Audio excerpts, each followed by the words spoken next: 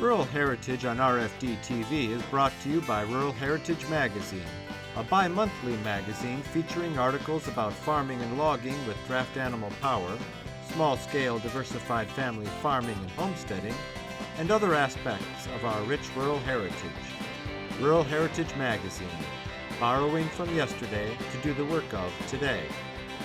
For subscription information, please call 319-362-3027 or order online at www.ruralheritage.com. Hi, I'm Joe Mishka with Rural Heritage TV. Last week, Phil Gent of Maquoketa took us on a tour at the Penningroth Machine Shed Museum of the Jackson Historical Society at the Jackson County Fairgrounds. We saw a lot of tools and implements that they've got stored there, most of which date before the 1920s. Today we're going to continue that tour with Phil as he shows us more of those farming tools and implements they have stored there, including a rock crusher built in nearby Cedar Rapids and a restored air motor windmill. Have you seen one of these? Sure. Okay, well, you've been around a lot anyway. Sling for lifting up loose hay. Yeah.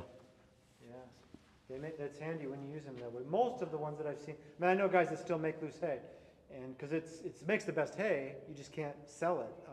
Yeah. You use it, what you got. Yeah. So these dairy farmers, small dairies, they still use it, and most of them are using the grab hooks, but this is enough of them to do it. Yeah. Yeah, I never knew anything about a sling till this guy bought this one at a sale, and the same guy that brought that old harrow hanging up there. Oh, okay. Supposedly, he bought them at an auction of some small museum in Waverly. Oh, okay. And he brought him here, and this sling was in pieces, and rope was all rotted and everything. So Right. I had some new rope, so I put it back together again. This looks like it was almost set for a belt, a leather belt. Yeah, I don't Strap. quite understand what that's for because there's only the one on there, so I don't know. Yeah, I don't either. That's nice. Yeah, Loudon Company. They got that trolley system figured out. They Yeah. really did. We have a Loudon carrier over in our little barn here, and so I did some research on Loudon and found out who and where they are. So Pat and I went down and visited them last summer. Oh, really? Wow. That Very must have been interesting down there. I bet. They've got a nice display of stuff down there. Yeah, I bet that would be. I mean, they made trolley carriage systems for feeding cattle, for manure, for all kinds of things. They saved a lot of people's backs. Well, then eventually, was it in the 20s or 30s? I'm not sure when it was. They ended up redesigning their what do you call the manure? Okay. The carrier Yeah. tank. Right. Redesigned that for manufacturing plants. Okay. All right. That makes sense. It became very popular then to move stuff around the factory. Right. Yeah. Right. That makes perfect sense. Not Yeah. something I would see, but that makes perfect sense. Yeah, they had it figured out. Yeah. This I don't know what this is. That was you put the hook the sling onto it, but I think you could also hook on forks, grapple forks or whatever to it also. But I've never gotten it completely figured out. Okay. But it's a trip system to let part of the rope loose Yeah. to drop the hay in the hay mow. Yeah. Right. Yeah. Okay. And we needed a hay rack, so I built this hay rack and bought the gear at Kelowna and painted up and brought it in so everything could be visualized anyway. That was smart. Yeah, that's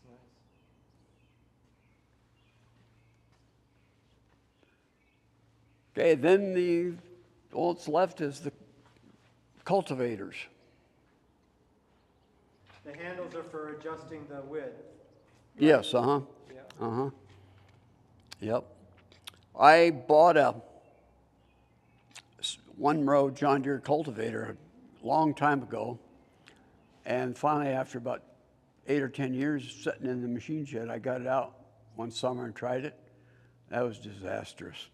I had to quit before I plowed up all my sweet It corn. wants to move on its own. Is that what you mean? Yeah. Well, the horses do. Okay. Right, there you go. Right. Yeah. The horses do. Yeah, the horses didn't know enough to stay between the rows. Yeah. Yep. This one's got the shields to protect the corn. Mm-hmm.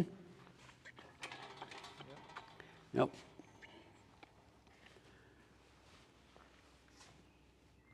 So Avery, is this the same Avery as made that tractor over there? I think it probably is. I think so.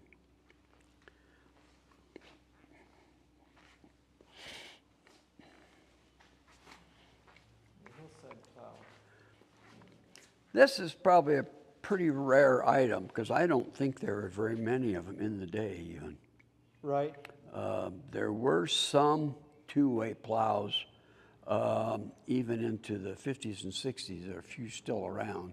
I know one guy that used one most of the time farming on the contour. And I think it's nicest if you throw the dirt down instead of Right. trying to throw it uphill. Right, So, absolutely. yeah. Which is why they would call these two ways hillside plows. Mm-hmm. Yeah. One of the last plow days I was at, a guy had an Oliver two-way Mm-hmm. that he was using. Oliver made good stuff. They sure did. And they came out with some patent for a chilled moldboard, Right. I think. We now have 4 volumes of America's Rural Yesterday books with photos of farm life 100 years ago. Fieldwork has images of horses in the fields working the ground, planting and harvesting the crop. Barn and Farmyard shows farmers putting that crop in the barn, silo, or corn crib and caring for poultry, hogs, cattle, and more. In At Home and in Town, farm families prepare Sunday dinner, relax in the parlor, drive to town by buggy or wagon, and visit the general store. Finally, Early Tractors has over 250 photos of early American tractors like Alice Chalmers, Oliver, John Deere, Farmall, Minneapolis Moline, and many more. These photos are of new tractors back in the day and show how they were configured coming out of the factory. Buy any of these books for $24.95 plus shipping. When you buy 2 or more, the price per book goes down, all the way to $17.49 per book when you buy all 4. To order, just call 1-877-647-2452 or order online at www.ruralheritage.com. That's 877-647-2452. Next thing in the series is the Blacksmith Shop. This is an authentic blacksmith shop built in Bellevue in 1873 by Charles or Christian U. Grant, and it was used till into the 1900s in Bellevue, and later it was moved out to the country, and then the family had it moved to the museum here in, I don't remember when, 2015? Or the renovation was done in Yeah. 2015? Okay, it moved to this site in 1981. And then in 2015, we did some renovation, replaced some beams, put the new concrete floor underneath, and then furnished it with other collectibles that the museum had, and including 2 collections of blacksmithing tools and just a lot of miscellaneous things that would have normally been found in a blacksmith shop. A variety of jacks, an axle jack and some... Yeah, wagon jacks, buggy jacks. The blacksmith would have been doing a lot more than just making shoes and putting them on horses' hooves. Well, yeah, as pioneers came to the Midwest, there were, of course, no stores, no retail outlets, so the blacksmith was one of the most important people in the community. They had to have wagons repaired, pieces of wagons built, and the blacksmith was dependent on practically all that stuff in addition to shoeing the horses. And the forge and the anvil was probably two of the main items used at that time because they had to make stuff from raw iron and And fix stuff, and repurpose stuff. Yeah, there's some unique tongs, yeah, there's quite a variety of them. which is what they end up with. And so you've got a sickle bar mower sharpener here, right? Yes, That looks like it would actually work. Yeah, it will work. What is this down here?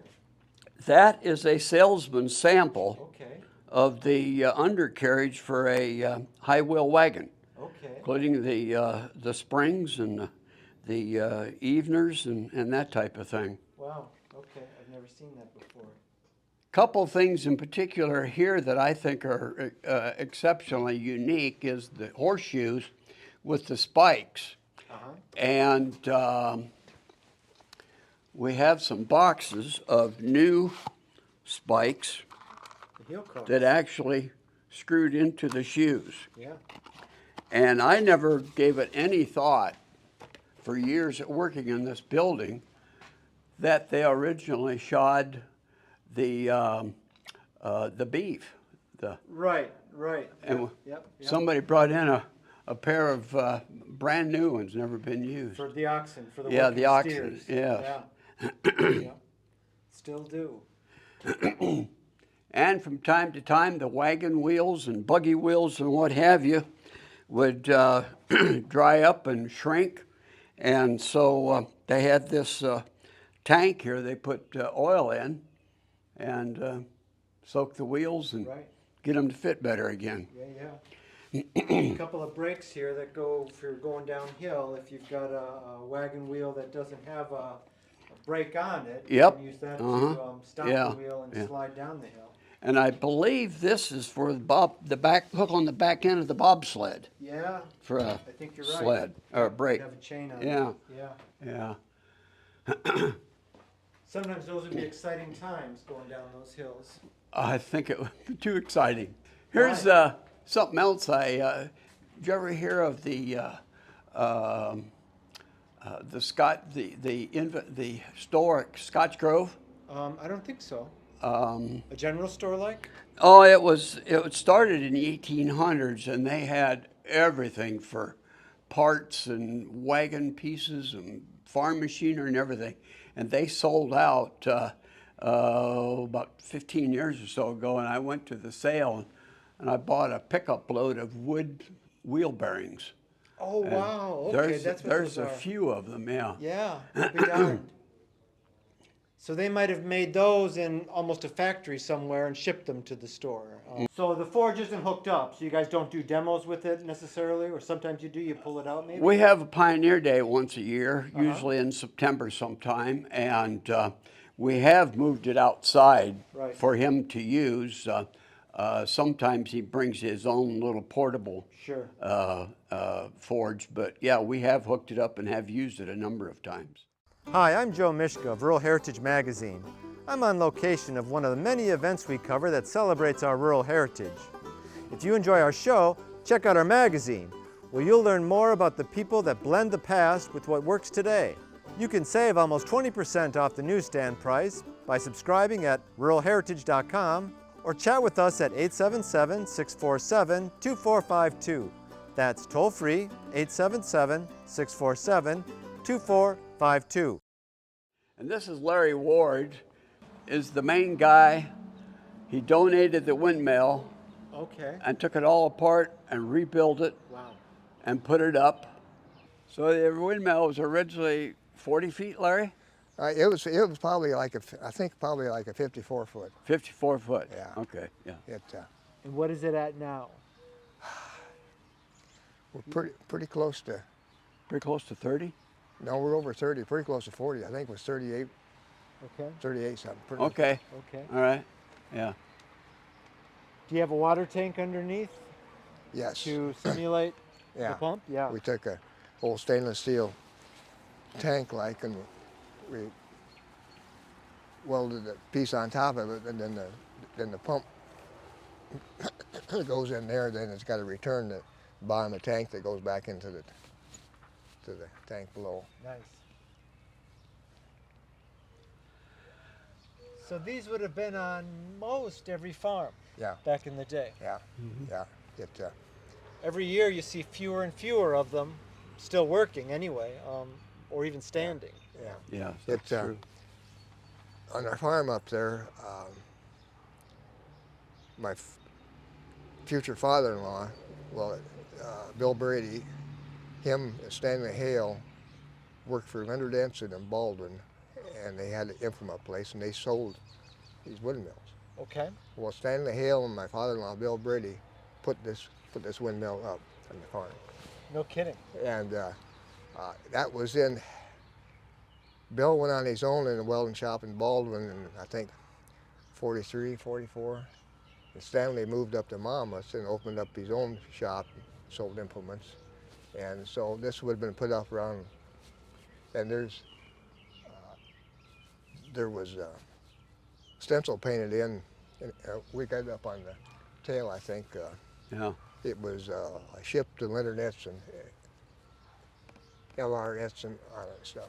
Nice. And So you've got a real connection to it. yeah, Another unique thing about this windmill is that the fan and the fins are not full of rifle holes. Right. Right. Yeah. So how much work? I mean, was it froze when you got it down? no, it was. I noticed when it would. Of course, the brake wasn't working, and I thought for a few years there that it was getting to squeak quite a bit, and it's a good thing we took it down when we did, because it was starting to wear through the bushings into the casting part up there. But then I took it apart and got some new parts and made a couple parts for it, and Sure. It was kind of interesting, after you got to working on it. And Are they self-oiling? Is there a reservoir of oil that you have to Yeah. keep full? and it picks up on the gears in there, and there's kind of a round ring that picks the oil up and oils the top part, and as the oil goes out to the shaft where the fan's at, it's got a pocket where it returns back in, and it's kind of a really pretty simple deal after you see how it works, but Yeah. Yeah. but and I think it's about 2 quarts of oil, I think. Okay. I can remember my dad, through the years climbing up there, with a can of Riley's windmill oil. Okay. Take the cover off, and oil in it. Yeah.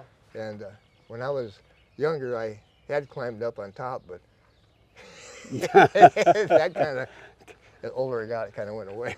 Yeah. But It's a long way up, yeah, and you don't feel like you're, because it tapers as you go up. Yeah. You're feeling like you're kind of exposed. and then you got to climb over that platform, And Right. Right. When I was young, my dad tried to get me to climb our windmill to oil it. Okay. And I got part way up, and I couldn't stand being that far off the ground. And he says, "Don't look down, look up." Well, it happened to be a cloudy day, and the clouds were moving. Okay. And you look up and you see all those clouds going by, and that's way worse. Yeah. Right. You get vertigo. Yeah. Yeah. And this pump is everything on there is working Nice. order. So great. Larry did a really great job of Yeah. putting it all back together. And Larry has a welding and machine shop here in town. And he grew up on the farm next to the farm my wife and I live on. Oh. And that was her home farm. Okay. Larry lived next door across the fence. And the rock crusher was owned by 4 guys in in the neighborhood, and Larry's dad, my wife's dad, and 2 other guys. And I brought it's been on our farm ever since, and I brought it to town about a year ago, and Larry took it all apart and rebuilt it. Wow. And we've crushed rock with it. Nice. So. You put steam power on it then with the belt? Is that No. for tractor power? No, so far we just did a little Ford tractor with a Okay, belt sure, pulley sure. on it. Yeah. Yeah, no, it doesn't take hardly any power to run it. Okay, all right. In fact, when we crushed rock with it, the tractor was just idling, and it's a jaw crusher that Right. just goes back and forth. Right. And doesn't make hardly any noise, and this part goes back and forth. Well, this had to have been heavy to move around. Yeah.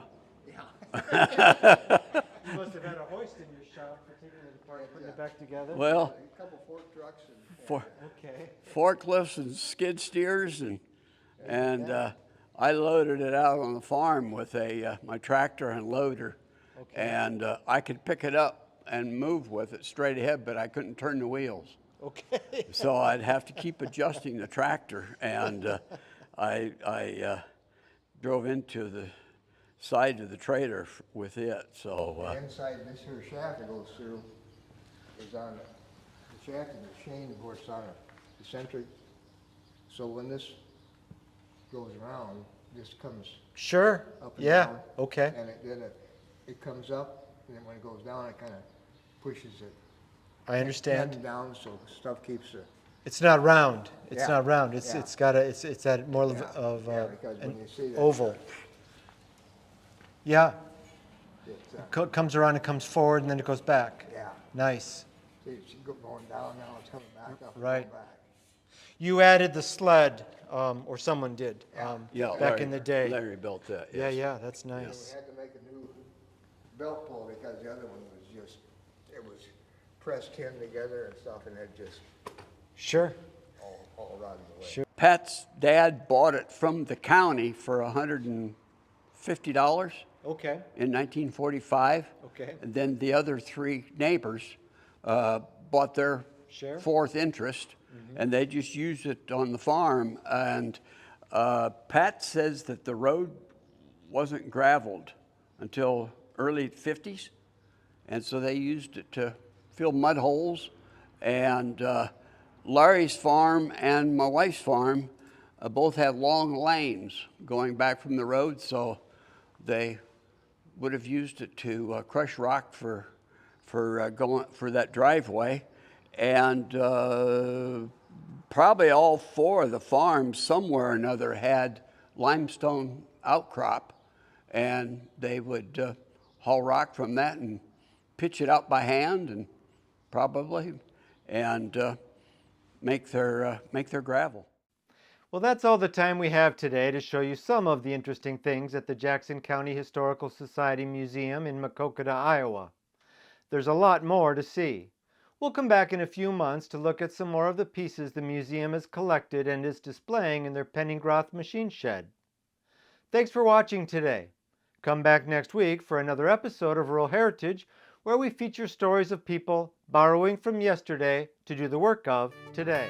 This program is available for purchase. To order your copy, please call 319-362-3027 or visit www.ruralheritage.com. Rural Heritage is a bi-monthly magazine dedicated to draft animal farming and logging, as well as other aspects of our rich rural heritage.